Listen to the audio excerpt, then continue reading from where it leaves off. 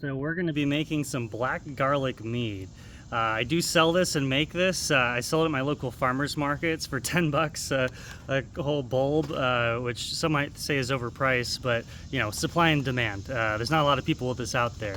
I actually have a device where I press a button and it takes garlic and it goes through the fermentation process. A lot of people don't realize it, but black garlic doesn't come out. It's not, you know, out of the ground black. It's actually white garlic that's being fermented. And so it actually goes through Maillard reactions and enzymatic browning. So it is actually, it becomes black, becomes mushy, becomes sweet. It actually loses a lot of that you know, bite, that edge that garlic has. And it becomes this beautiful black color where it's actually pretty mushy.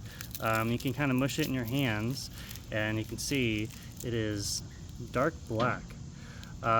So garlic doesn't have a lot of fermentable sugars. With the black garlic, it actually adds a little bit.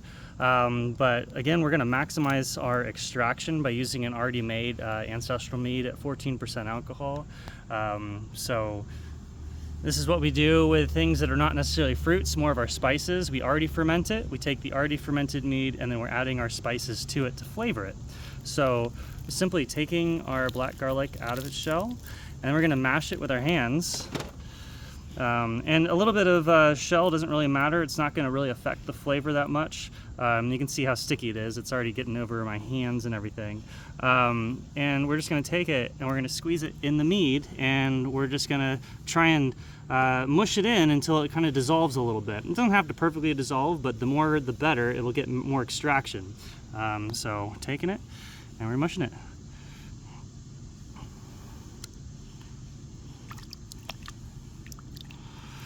And just kind of working it with our hands. The more you work it with your hands, the more extraction you're going to get out of it. If you just throw it in as a big clump, I'm a little worried that it's not as easy for the mead to seep in to the actual garlic. So by mashing it really well, we're able to maximize our extraction. Now, you can always, you know, make up for the fact that you have minimal extraction and throw it all in, but you'd want to use a whole lot more garlic. If you mash it with your hands, you'll kind of maximize how much flavor you get from, you know, limited amount of garlic you might have. For folks like me who are trying to be resourceful, you know, getting the most bang for your buck is the way to go.